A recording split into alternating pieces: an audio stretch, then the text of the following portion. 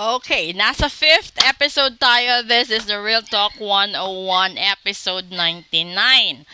Panoorin nyo from the first episode, uploaded every day. 5 episodes every day po yan. Kasi malalaman nyo yung buong kwento para sa buhay ninyo, sa warnings ninyo, and everything that you wanna know, 'di ba?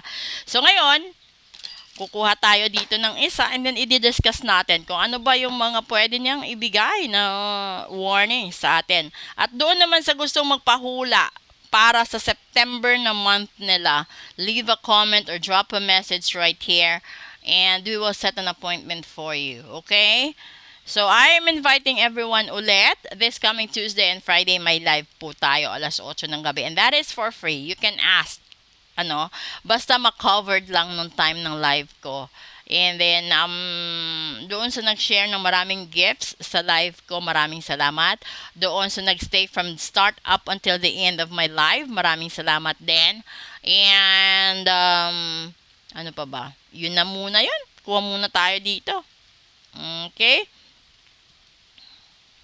Oh. Enjoy your long weekend, ha? Butterfly, and that is metamorphosis. Okay. Ayun, ito na. Ano nyo? Pay attention to the areas in your life or personality that are in need of profound change or transformation, and you are about to enter a phase of expansion and growth which will be highly beneficial for your future, 'di ba? The metamorphosis itself, sinasabi dito, ito yung mga pamamaraan or ito yung process ni God paano ikaw magiging isang magandang paru-paro, 'di ba? Kasi every butterflies or every human being or creations ni God and the universe may sariling uniqueness. Kaya nga tayo, 'di ba?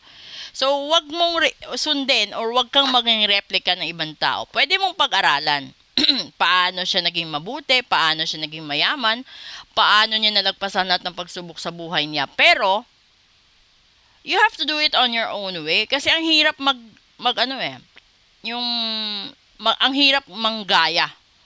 Kasi never kayong ginawa ng Diyos na maging katulad, di ba? Kahit nga yung clone, no? On the outer side of life or on the outer side or appearance, pwede, posible, magkatulad. But, there might be some glitches along the way na madidiscover mo or there might be some actions or movements that is far different from the personal or the original one.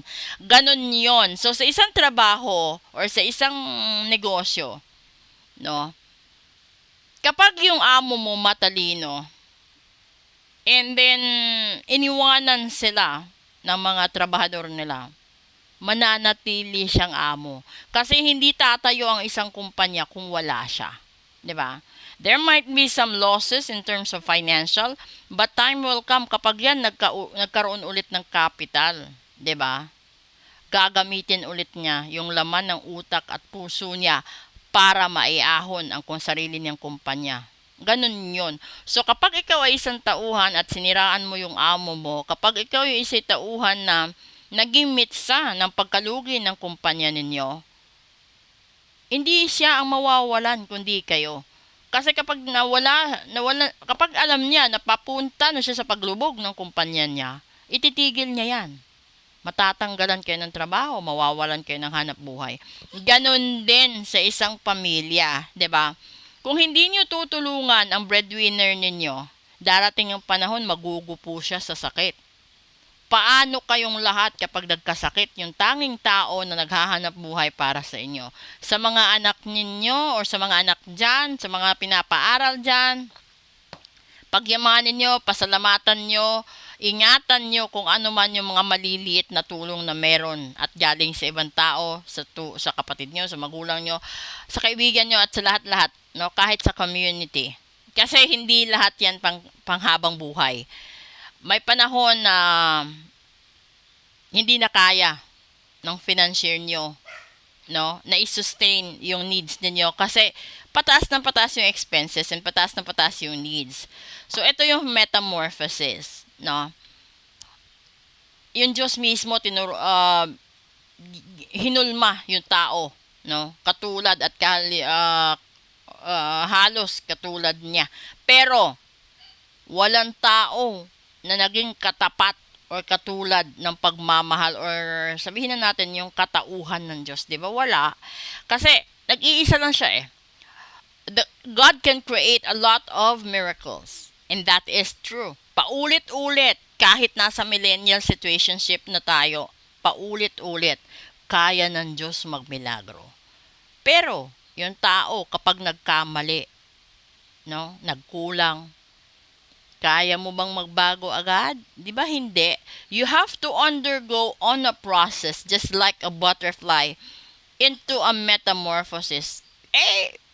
Minsan, kapag nasa caterpillar stage ito or minsan nasa larvae stage ito, minsan hindi siya natutuloy sa buhay niya, namamatay siya. Dahil nahihiwala yung larvae doon sa kinakabitan niyang stem. Or sabihin natin, nandun na siya sa caterpillar stage, no? Paano gumagapang siya? Habang gumagapang siya, inaapakan pa siya. So, sa mga tao dyan na mahilig manghamak ng kapwa nila, nakikita mo nga nahihirapan na, ba't mo pa aapakan, di ba? Why don't you help that person to survive? Di ba? Bigyan mo siya ng magandang ambience, bigyan mo siya ng magandang opportunity, or probably, just let that person set him free or set her free para makita mo kung gaganda ba siya or babalik pa ba siya. Kasi ganun din yun eh. Yung paru-paro kasi, no, 'di ba? Mag-i-stay yan ng ilang weeks or ilang days sa isang tanim or sa isang magandang bulaklak mostly. Just like the bee. Pero lilipat siya kasi darating ang panahon na wala na siyang mahihita diyan. So if you want that person to stay with you, you have to create your own strategy to keep the fire burning and to stay with respect and trust aside from love. Dahil you will never be able to tell other people, hindi mo masasabi sa ibang tao na mahal ka niya kahit hindi ka na nirerespeto eh. Hindi mo masasabi sa ibang tao na nagtitiwala ka sa kanya kahit nakikita ng mga mata mo mismo na wala na. Andun na, 'di ba?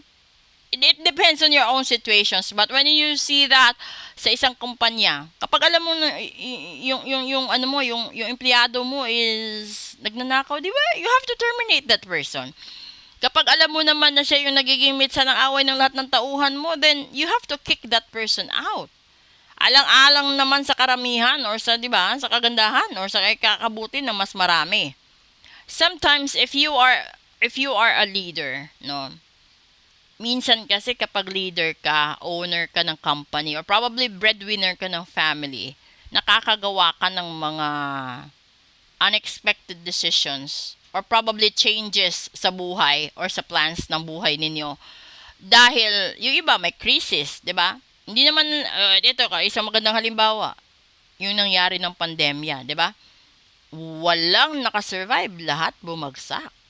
But right after the pandemic, yung iba nagsisiyaman, yung mga mayaman bumabagsak. Kasi alam ng Diyos kung sino yung deserve. And kapag nandun ka na sa rurok ng tagumpay mo, huwag kang makakalimot, bumalik at lumingon sa pinanggalingan mo para hindi ka bumagsak. Kasi yung pagbagsak mo, kapag hindi ka marunong lumingon at magpasalamat, mas masakit kesa pinagdaanan mong hirap nung nakaraan. Okay? So this is our Real Talk 101. I hope you like it. Please do follow, like, and share. Repost all the videos if you want to. And if you want to book for a full private reading, leave a message or drop a comment. This is Phoenix Heart. Enjoy your long week. And thank you and good morning.